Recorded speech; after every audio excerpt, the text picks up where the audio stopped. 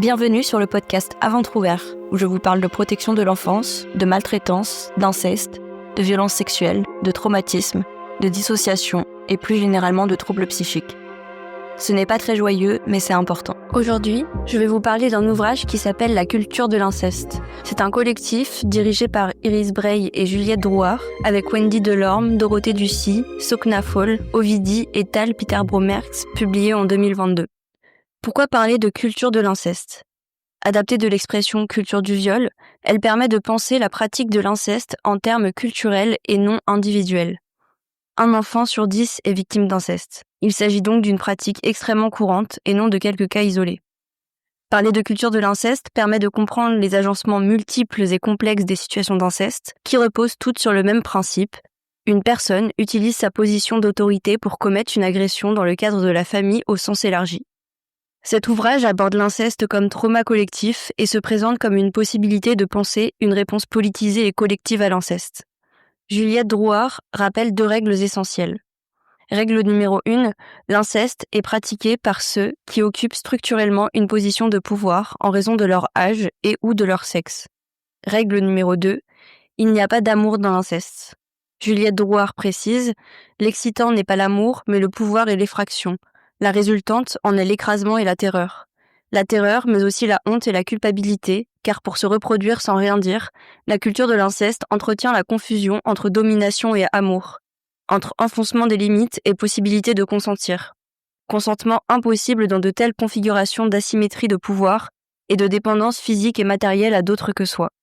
Concernant l'inceste, nous pouvons parler de silenciation dans notre société.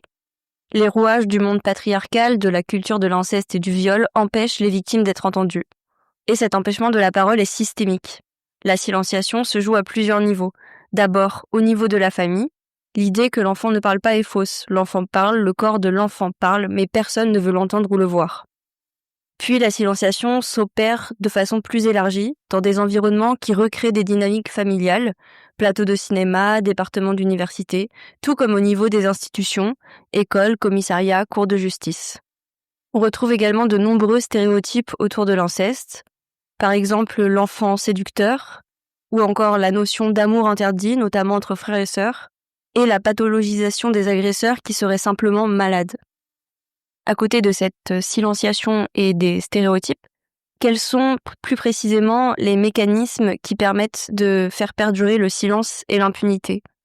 Du côté des victimes, on a la question de l'amnésie traumatique et du sentiment de culpabilité. Petit aparté concernant l'amnésie traumatique. Dans la sphère médicale, on parle plutôt d'amnésie dissociative.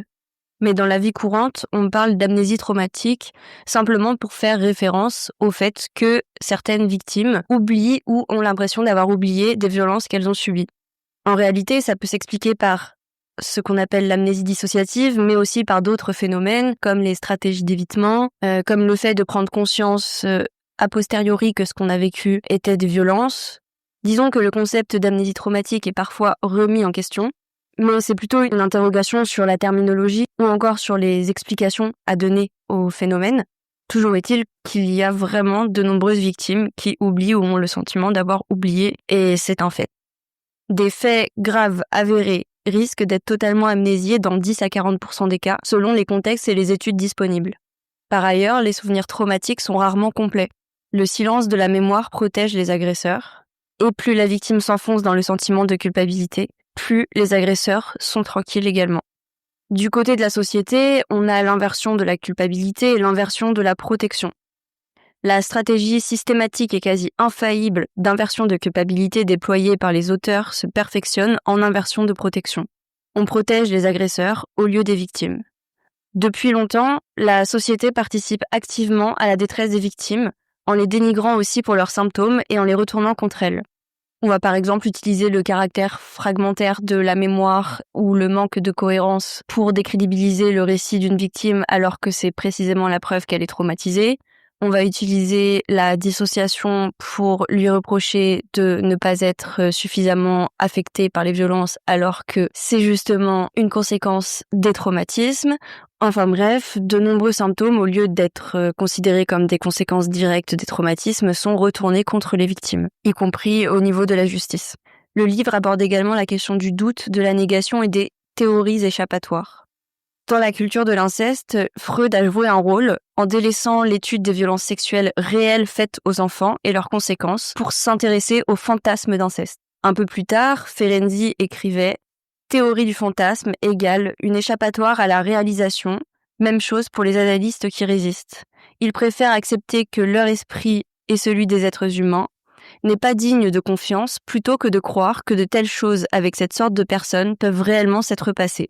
Autosacrifice de l'intégrité de son propre esprit pour sauver les parents. » On peut lire ce passage dans Notes et fragments. Ce doute du corps social dans son ensemble, les survivantes l'entendent bien. Si la tempête neurologique déclenchée par les actes inconcevables n'y a pas suffi, ce bain d'invalidation anticipée y parviendra. Les victimes oublient ou doutent. Le doute profitera à celui ou celle qui ne sera jamais accusé.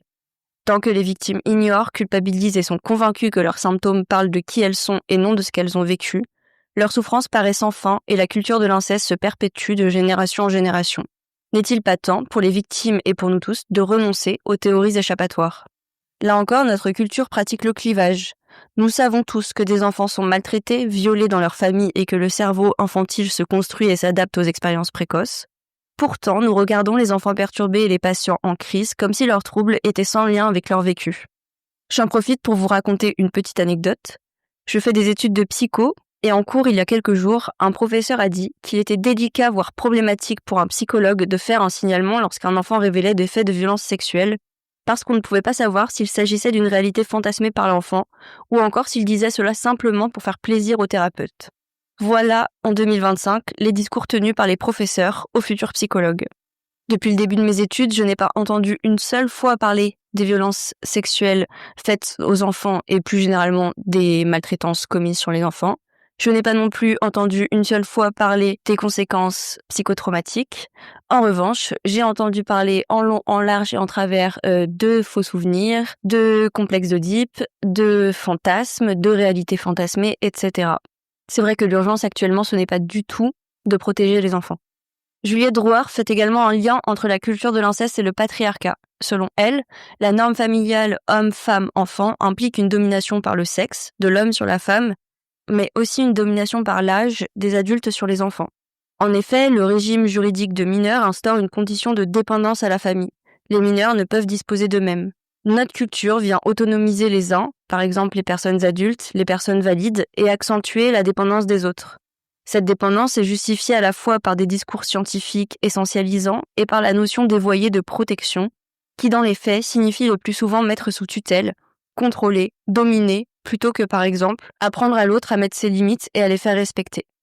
Juliette Drouhard développe également le lien entre culture de l'inceste et sexisme en s'appuyant sur les éléments suivants. La prévalence des incestes commis par les hommes au regard de ceux perpétrés par les femmes.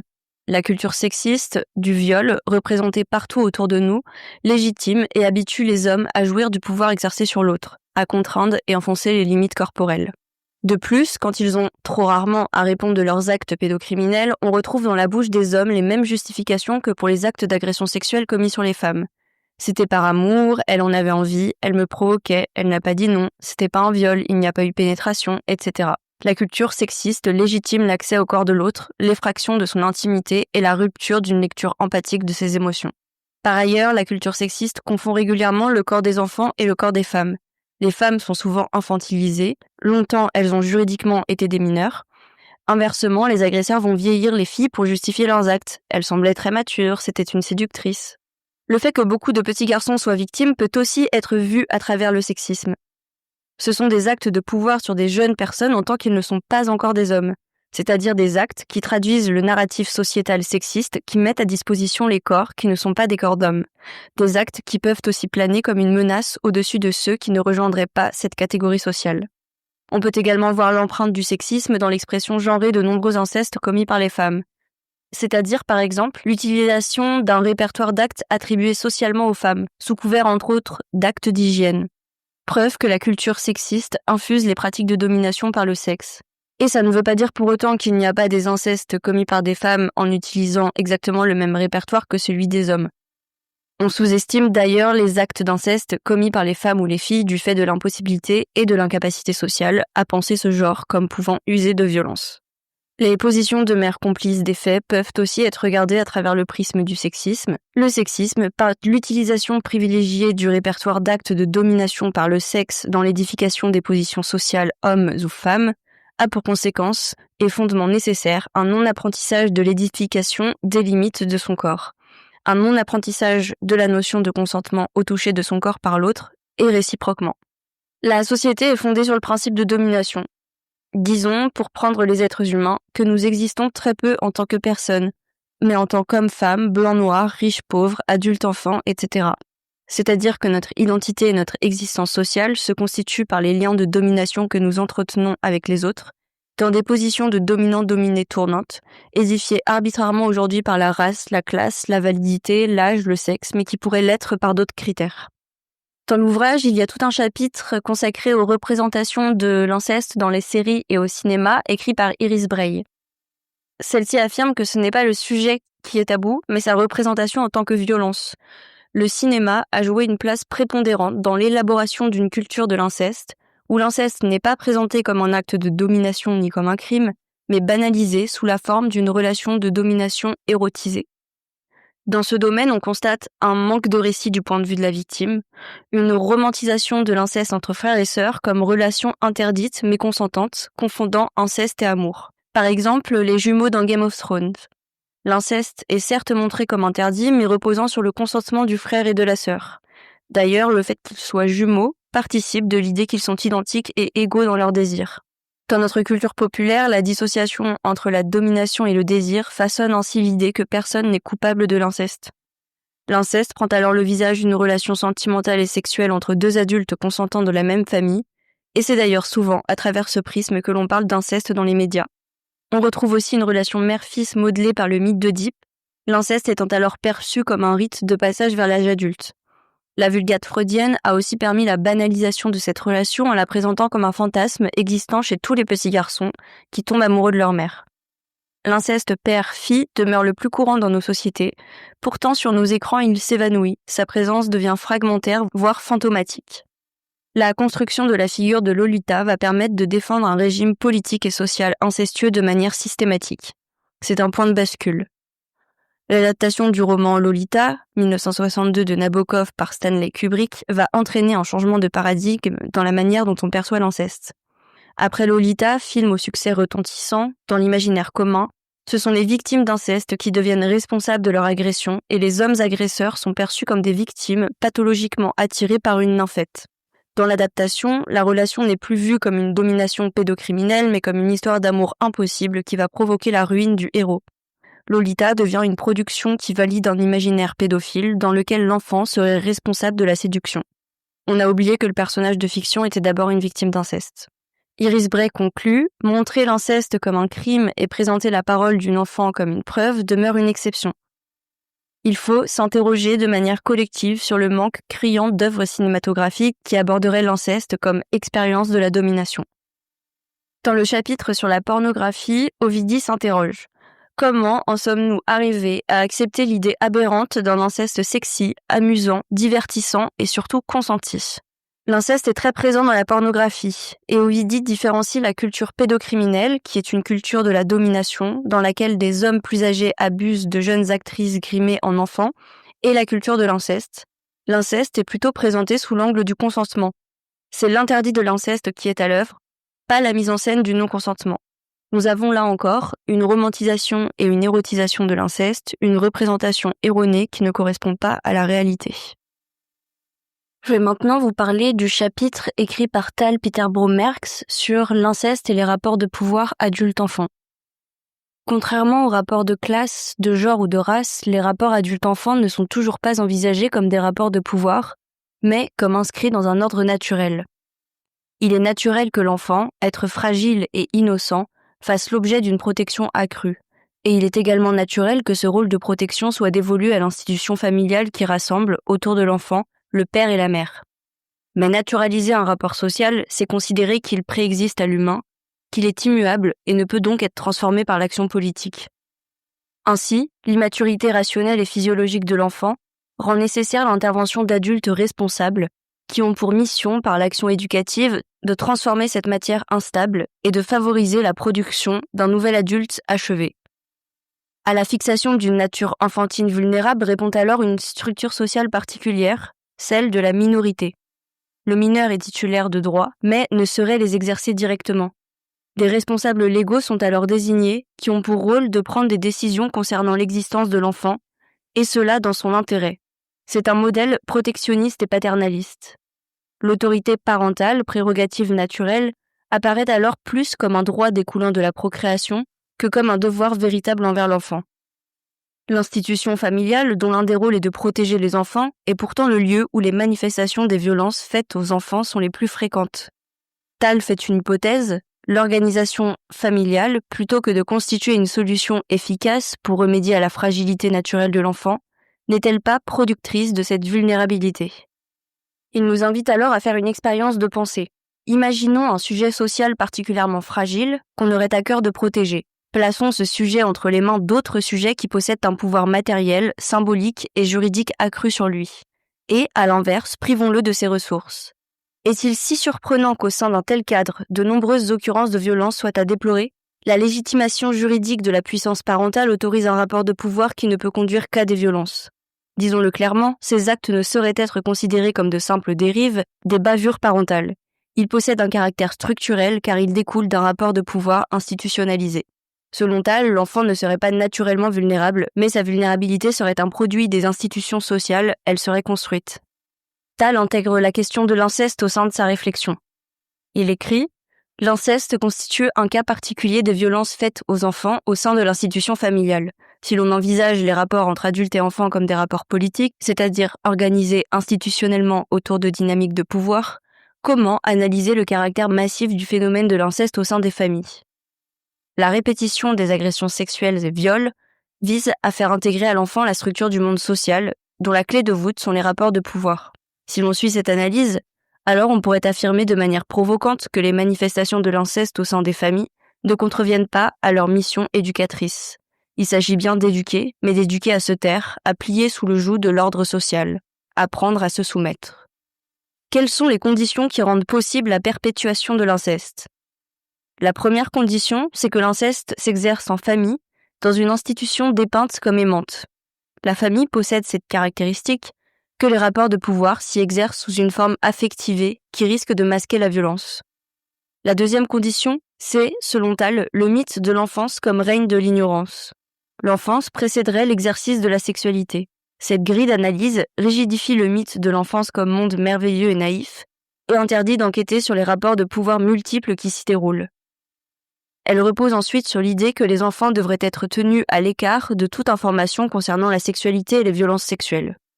La conséquence directe en est que les enfants se voient privés de l'accès à tout un ensemble de ressources et d'outils d'analyse qui leur permettraient à la fois de pouvoir nommer ce qui se déroule dans les violences incestueuses et de les dénoncer.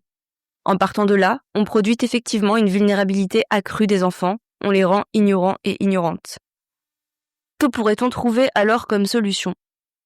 La première solution avancée par Tal serait de repenser le statut de la minorité et de l'institution familiale, mais aussi de considérer l'enfant comme un sujet politique à part entière qui ne saurait être si rapidement exclu à la fois du champ politique et des informations concernant le champ de la sexualité.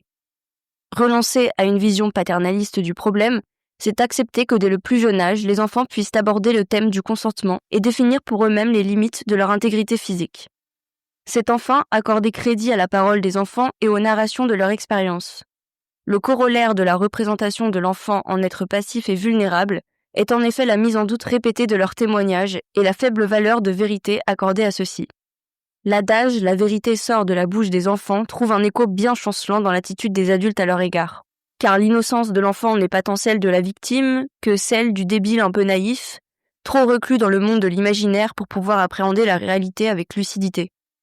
On, c'est-à-dire la famille, l'école, le monde judiciaire, soupçonne alors volontiers les enfants d'affabulés dès lors que des violences incestueuses sont dénoncées, ou bien on reçoit leurs récits comme soumis à l'influence d'autres personnes. Les rapports adultes-enfants appartiennent bien à la grande famille des rapports de pouvoir, mais ils ont une caractéristique inédite. Ils s'organisent autour d'un schéma d'inversion nécessaire. Tout adulte a un jour été enfant. Cette caractéristique produit un rapprochement phénoménologique inédit entre le pôle des dominants, celui des adultes, et celui des dominés, celui des enfants. En effet, l'adulte possède une expérience en première personne du statut d'enfant, bien que cela s'effectue sur le mode du souvenir. La porosité entre les deux groupes s'en trouve considérablement accrue. Comment peut-on concevoir la façon dont les adultes se rapportent à leur enfance ? Et comment des personnes peuvent-elles dominer des sujets qui se situent à la place qu'elles occupaient naguère ? D'un côté, il semble que l'adulte ait pour une grande partie et le plus souvent oublié les violences ou les minimise, et de l'autre, l'enfance se trouve parfois idéalisée. Et en même temps, l'adulte se souvient des promesses tenues lorsqu'il était enfant. Il faut accepter cet état inconfortable pour pouvoir devenir adulte. L'oubli de l'adulte vis-à-vis de son enfance est ainsi paradoxal. La mémoire opère son travail de sélection et de tri, et les souvenirs se parent d'un éclat nouveau qui rend possible l'exercice du pouvoir. Récuser l'oubli de l'enfance et de ses conditions particulières pourrait bien constituer, selon Tal, un moteur important de transformation politique. Il est donc ici question de la fidélité dévolue aux enfants que nous étions. Pour devenir adulte, est-il nécessaire de renoncer à sa condition d'enfant, de faire rupture par rapport à elle, de l'oublier ? Il semble pertinent de se tourner vers les conséquences de ce schéma d'inversion entre le statut d'enfant et d'adulte sur les trajectoires des victimes d'inceste, car elles pourraient bien nous fournir des pistes. Sur quel mode les anciennes victimes perçoivent-elles les violences incestueuses ? Ce souvenir est-il semblable aux autres souvenirs d'enfance ? Les violences incestueuses viendraient ainsi faire rupture au sein du mécanisme d'oubli idéalisant de l'adulte vis-à-vis de son enfance.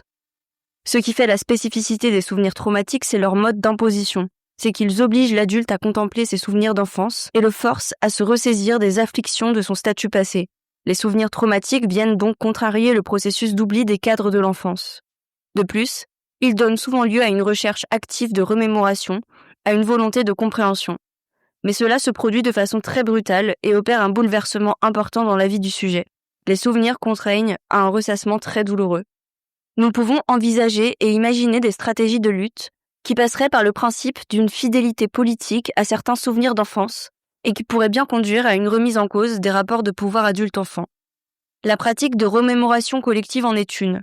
De la même manière que de nombreuses victimes d'inceste se lancent à partir des souvenirs traumatiques dans un véritable jeu de pistes pour comprendre ce qui s'est passé, nous pourrions imaginer des modalités de lutte collective dont l'objectif premier serait de contrer l'oubli des conditions matérielles et symboliques du statut de l'enfant.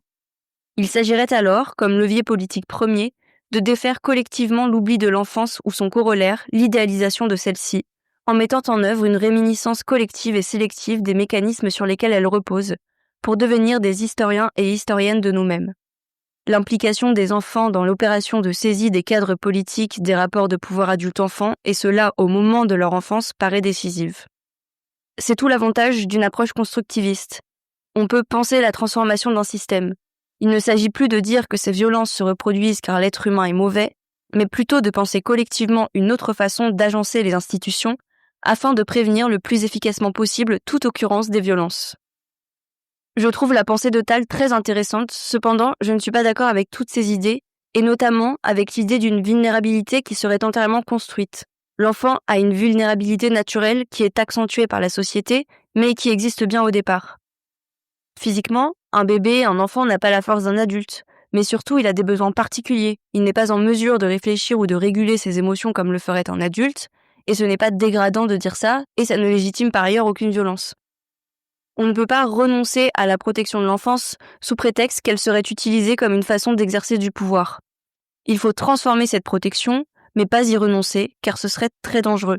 Affirmer qu'un enfant n'a aucune vulnérabilité naturelle et que si l'on supprimait tous les cadres de domination, il serait libre et capable de choisir par lui-même, ça ouvre la porte à l'idée, par exemple, entre autres, qu'un enfant serait capable de consentir à des rapports sexuels. Or, si un enfant ne peut d'emblée pas consentir, c'est bien parce qu'il est vulnérable, parce qu'il n'a pas la capacité de décider, de comprendre et de se défendre comme un adulte. Je m'accorde donc avec Tal pour dire qu'il existe un véritable rapport de pouvoir entre les adultes et les enfants, que la vulnérabilité des enfants est utilisée comme un prétexte pour exercer un contrôle et de la violence, et que cette vulnérabilité est accentuée par les institutions qui devraient au contraire protéger les enfants. Je pense aussi qu'on ne devrait pas maintenir les enfants dans l'ignorance, mais plutôt leur parler avec des mots adaptés à leur âge. Je trouve aussi l'idée d'une fidélité aux souvenirs d'enfance et d'une remémoration collective intéressante à creuser pour contrer l'adultisme. En revanche, je soutiens que les enfants sont des êtres vulnérables aux besoins particuliers et qu'ils ont de ce fait besoin d'une protection particulière à laquelle il ne faut pas renoncer. Le dernier chapitre que je souhaite aborder est celui de Dorothée Ducy, intitulé Du rôle des grands hommes dans la reconduction des pratiques d'inceste. Dorothée Ducy souligne que les travaux de l'anthropologie classique n'évoquent jamais l'inceste comme un viol et encore moins comme un viol commis sur un enfant. Par ailleurs, ces travaux se concentrent sur la question du mariage, d'alliances autorisées ou interdites, alors que les pratiques réelles d'inceste n'ont jamais entravé la bonne marche de l'économie ou de la famille. Le problème n'est pas là. Claude Lévi-Strauss a fait de l'interdit de l'inceste la démarche fondamentale dans laquelle s'accomplit le passage de la nature à la culture. Sous couvert de l'idée de tabou universel, cet ordre social admet les millions d'enfants violés, mais interdit d'y réfléchir, interdit d'y faire référence, interdit de le penser. La théorie de Lévi-Strauss préserve la représentation de l'inceste dont la société a besoin pour pouvoir continuer de penser que l'inceste est hors du commun. Maurice Godelier, dans Le Monde en 2021, explique qu'il n'existe pas d'inceste père-fille dans certaines sociétés, les Na, peuple tibéto-birman, simplement parce qu'il n'y a pas de mot pour dire père ou mari. Dorothée Ducy s'interroge alors, est-ce parce qu'il n'y a pas de mot pour dire l'inceste père-enfant qu'il n'y a pas d'inceste ?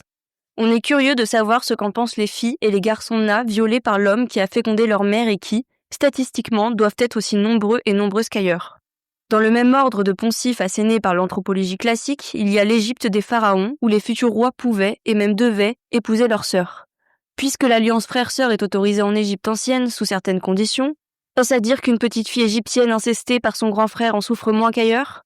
Ne pas faire de différence entre violer et avoir un rapport sexuel est un premier problème majeur dans la terminologie de l'anthropologue. Est-ce que les viols auraient été moins problématiques dans une société où Olivier Duhamel aurait moralement et légalement eu le droit d'épouser son beau-fils ? Maurice Godelier affirme aussi que l'interdit de l'inceste permet aux humains de continuer à fabriquer de la famille, de la religion ou de l'économie. Est-ce que les enfants Kouchner n'ont pas continué à fabriquer leur famille malgré l'inceste ? La pratique réelle de l'inceste ne change rien à la bonne marche du monde et de l'économie, ni à la bonne marche de la famille qui supporte bon an mal an la dévastation intérieure des enfants incestés et de leurs proches. Les propositions formulées par l'anthropologue sont faciles à vérifier et à l'examen, elles se révèlent fausses. Les théories mainstream qui font la une des journaux sont critiquées depuis des décennies. Les anthropologues n'ont jamais été rangés à l'unisson derrière Maurice Godelier et Lévi-Strauss, et les propos de ces grands hommes sont contestés sur tous les tons et par différents universitaires, sans que cela dévisse le piédestal d'un récit savant absurde, partial, idéologiquement situé. L'anthropologie n'intègre aucune des connaissances susceptibles de la faire bouger, elle est androcentrée et sexiste, elle décrit le monde à travers le prisme des hommes dominants. Bernard Vernier est le premier anthropologue à envisager que l'interdit de l'inceste mette en réalité en jeu les places de chacun au sein de rapports de domination plus généraux. Il mène une enquête dans la Grèce rurale où l'on évoque un inceste seulement si l'incesté compte socialement. La posture qui consiste à ne jamais évoquer la contrainte quand on parle de l'inceste procède d'un parti pris. Il faut y mettre du sien pour continuer de promouvoir des explications sur le sens de l'inceste en tournant le dos à des éléments constitutifs de l'intégralité des situations d'inceste. D'une part, il s'agit toujours de viol et il est ahurissant que ne soit jamais évoquée la contrainte sexuelle dans les travaux de l'anthropologie classique. D'autre part, l'incesté n'est pas un adulte, c'est-à-dire un être sexuellement mature, mais un enfant ou un adolescent, parfois un bébé ou un nourrisson. L'inceste se caractérise par l'asymétrie des positions, le rapport de domination et l'injonction au silence. En continuant d'asséner que l'inceste est un interdit fondamental et qu'il se caractérise exclusivement par des questions liées au choix du conjoint, l'anthropologie classique fait silence sur les viols, silence sur la banalité de la pratique de l'inceste. Cette histoire d'échange de femmes avec des clans extérieurs avait déjà été questionnée par Durkheim. Celui-ci écrit, dans La prohibition de l'inceste et ses origines, on ne voit pas pourquoi, dans le seul but d'obvier à l'insuffisance des femmes indigènes, les hommes se seraient interdits, et sous peine de mort, d'utiliser celles qu'ils avaient sous la main. D'où viennent la pérennité et l'indéboulonnable succès d'une théorie qui associe l'inceste à une histoire d'alliance, d'unions interdites ou autorisées, sans proposer le paradigme des rapports de domination sexistes et agistes au sein de la famille. Théorie énoncée en dépit de toute vérité empirique et contestée depuis qu'elle a été formulée. Comment cela est-il possible, compte tenu de l'énorme médiatisation des situations réelles d'inceste? Comment peut-on sérieusement continuer de penser que c'est l'interdit de l'inceste qui fait de nous des humains quand on prend acte qu'il y a des millions d'humains qui incestent? L'écho retentissant de ces discours savants tient en réalité à leur efficacité pour nier ou minimiser ou désaggraver la violence sexuelle intrafamiliale. Dorothée Ducy le répète, comment s'y prennent les grands anthropologues pour prétendre être spécialistes de l'inceste tout en ne prononçant jamais les mots viol ou violence sexuelle ou enfant. Lévi-Strauss a expliqué qu'il ne s'est pas intéressé à ce que les gens faisaient, mais à ce qu'ils affirmaient devoir être fait. Il a choisi, dit-il, d'étudier ce qui se passe dans l'esprit des gens, qui expriment la bonne manière de se conduire, sans nécessairement observer fidèlement leurs principes. C'est aussi parce que les anthropologues de cette génération ne s'adressent ou ne s'intéressent ni aux femmes ni aux enfants. Leur interlocuteur principal est un homme. Et puis, parce que ces anthropologues n'ont jamais eu besoin de se remettre en question et n'ont jamais considéré les théories qui n'allaient pas dans leur sens. C'est ainsi que l'anthropologie classique participe à l'effort actif de la culture dominante visant à taire le fait que l'inceste s'inscrit dans des rapports de domination au sein de la famille et s'exerce sous la forme d'une sexualité imposée à l'enfant. Et Dorothée Ducy conclut: on perd un temps précieux à déconstruire ce que ces grands hommes nous apprennent et qui nous guide en réalité vers plus d'opacité sur l'inceste. Il y a donc un enjeu de société majeur à régler son compte à l'anthropologie patriarcale. Merci de m'avoir écouté. J'espère que ces différentes analyses vous auront intéressé. Mon résumé du livre n'est pas exhaustif, mais j'ai sélectionné les propos qui me paraissaient les plus pertinents et les plus intéressants à analyser. N'hésitez pas à partager vos critiques, vos idées ou vos questions dans les commentaires. Et je vous dis à bientôt.